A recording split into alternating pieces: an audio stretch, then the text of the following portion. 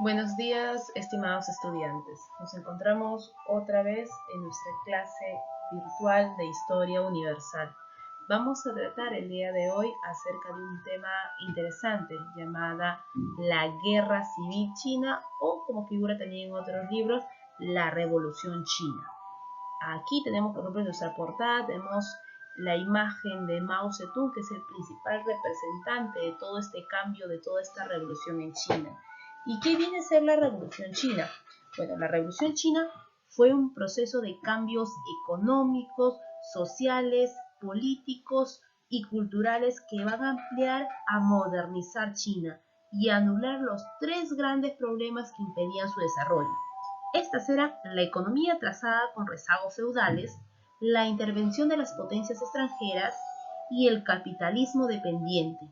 Esta revolución se va a desarrollar en dos etapas, una etapa nacionalista y otra etapa comunista. Entonces, antes de iniciar con este tema, primero vamos a conocer un poco de este personaje llamado Mao Zedong y cómo va a realizar ese gran cambio en China.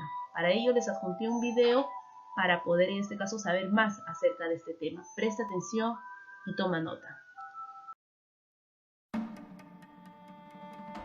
El 16 de mayo de 1966, el Partido Comunista de China promulgó una directiva. Inicia la Revolución Cultural. Exhorta a hacer una purga de las influencias capitalistas y del pensamiento burgués en el gobierno, la enseñanza, los medios y el arte. El gran culto a la personalidad de Mao está en el centro de la revolución. Mientras que los opositores son destituidos, la esposa de Mao, Jiang Qing, y sus colaboradores más cercanos son nombrados a puestos importantes. La lectura de las citas del Libro Rojo de Mao se hace obligatoria. Con lemas como corregir las ideas equivocadas, las citas se convierten en la vara con que se mide la lucha revolucionaria. Una organización juvenil llamada Los Guardias Rojos aparece por todo el país predicando las enseñanzas de Mao. Los Guardias Rojos viajan por todo el país aniquilando las viejas tradiciones y destruyendo gran parte de la herencia cultural. Dan inicio a interrogaciones, humillación y golpizas a los maestros, intelectuales y a los enemigos del Estado. 16 millones de jóvenes son enviados al campo para ser reeducados y hacer trabajo físico. Decenas de miles de funcionarios son acusados de ser traidores, contrarrevolucionarios y títeres del capitalismo. Expulsan del partido al presidente Liu Shaoqi, quien muere en el abandono. El mariscal Lin Biao, nombrado como sucesor de Mao, huye del país, pero muere en un accidente de avión en Mongolia. La mujer de Mao y sus colaboradores más cercanos forman lo que se conocerá como la Banda de los Cuatro. Promueven su agenda izquierdista por encima de las voces más moderadas del partido. En septiembre de 1976 muere Mao Zedong. Arrestan a la Banda de los Cuatro y frenan su plan de controlar el país. Esto marca el fin de la Revolución Cultural.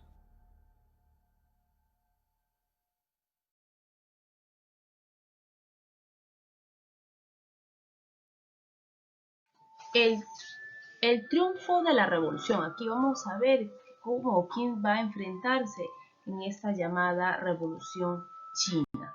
A ver, desde fines de la década de 1920, en el interior de la República China venían enfrentándose dos grandes fuerzas.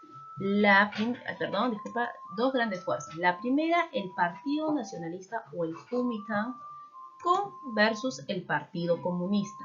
El Partido Nacionalista o Kuomintang tenía como su líder a Chiang Kai-shek y el Partido Comunista, en este caso, tenía como líder a Mao Zedong.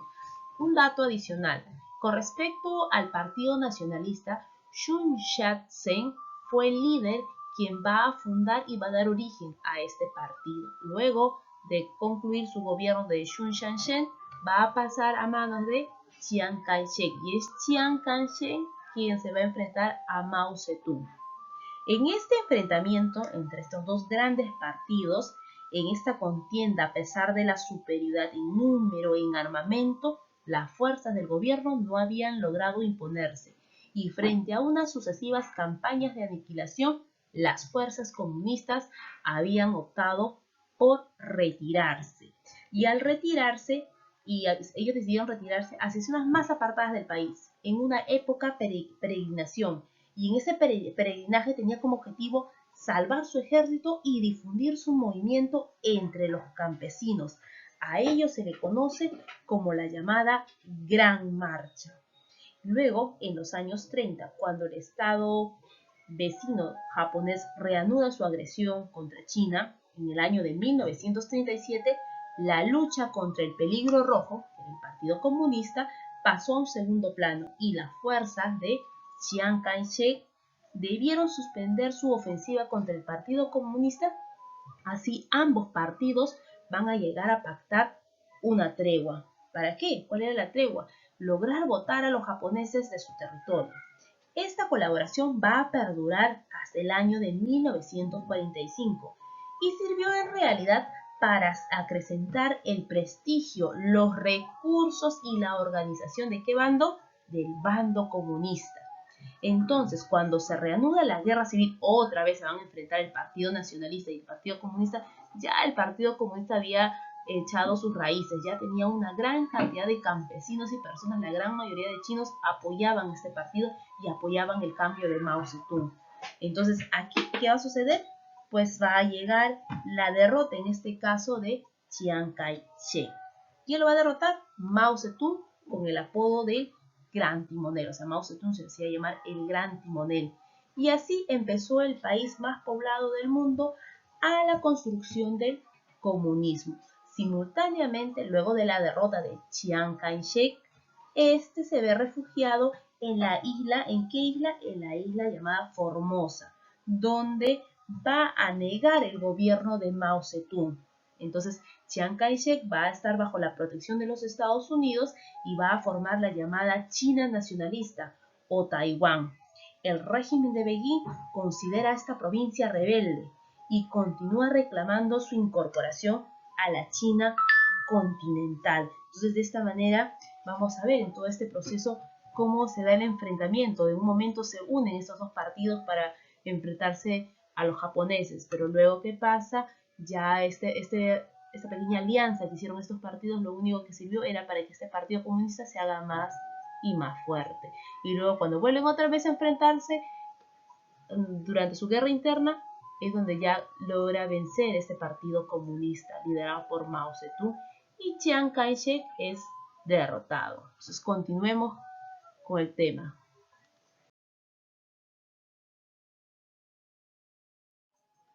Bueno, vamos a hablar ahora acerca del régimen maoísta o etapa socialista. Recordemos que hasta la fundación de la República Popular China en el año de 1949, la industria en el país se encontraba muy limitada, casi inexistente, salvo en algunas ciudades como Manchuria, Shanghái y otras ciudades de la costa. Con la colaboración de la URSS, la China popular obtuvo bastante equipo industrial y conocimiento técnico para sentar las bases a su industria moderna, industria pesada, militar, química y construcción civil. A eso se le va a denominar el primer plan quinquenal, que va desde los años de 1953 a 1957. En 1955 se inicia el asesoramiento técnico de la URSS para el programa nuclear chino. Además, las continuas desavenencias políticas e ideológicas entre los comunistas rusos y chinos, Mao, teniendo en el futuro el cese de la ayuda soviética, planea un desarrollo autónomo industrial en base a la movilización de las masas campesinas para el trabajo y la producción industrial. Fue así que se va a desarrollar el movimiento de las comunas del pueblo y el gran salto adelante. Esto se va a dar en el año de 1958 a 1959.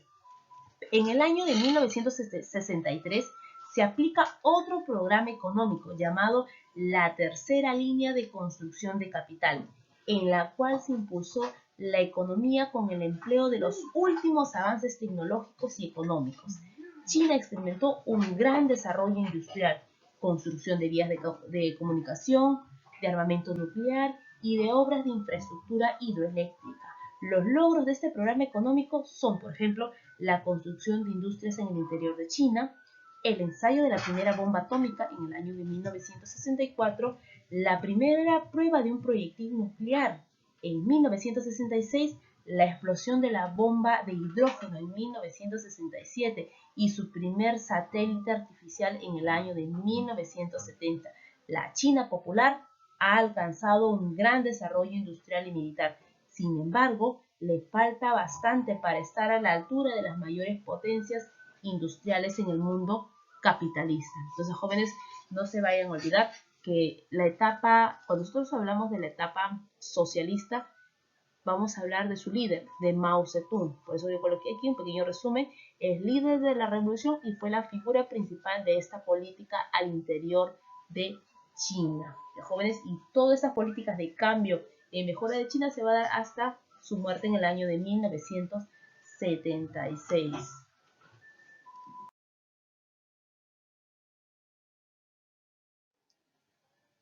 A ver, un poco reforzando a lo anterior mencionado acerca de los grandes cambios y modernización e industrialización que Mao va a realizar en China, vamos a mencionar un poquito acerca de otras iniciativas. Por ejemplo, tenemos la reorganización del trabajo agrícola. ¿Qué es lo que va a hacer en la llamada reorganización del trabajo agrícola? Se va a quitar en este caso las tierras a los grandes terratenientes y se va a promover la creación de cooperativas campesinas. El trabajo de la tierra acabaría por ser colectivo. Se impulsó la industrialización. Esta industrialización se va a realizar siguiendo las pautas del modelo soviético. Y a mediados de 1950, aparentemente con el fin de conocer la actitud de la población hacia el régimen, Mao va a lanzar su campaña Las 100 Flores. En esta iniciativa se invitaba a todos a opinar libremente sobre cómo Mao manejaba el país.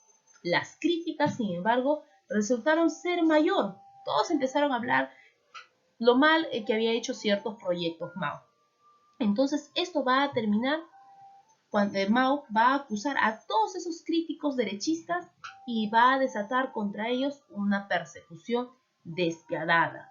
El control ideológico de la población mediante la censura y el llamado adoctrinamiento que se va a dar en las escuelas fue una reacción ante el fracaso de esta llamada 100 Flores.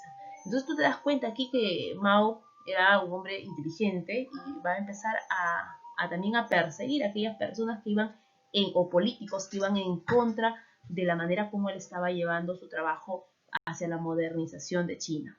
Entonces vamos a seguir acerca de este tema, ¿ya, jóvenes?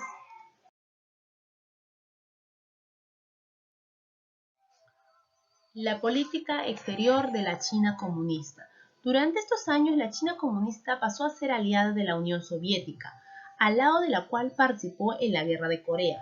A rival y enemiga. Inclusive en ciertos momentos llegó a temerse en Beijing, en una alianza con Estados Unidos y la URSS en su contra. Esta fue una de las razones por la cual va a impulsar a Mao a destinar sus recursos para la elaboración de arma nuclear. Por el contrario, con los Estados Unidos empezó a una distensión, o sea que empezó a ajustar sus principios a una determinada doctrina.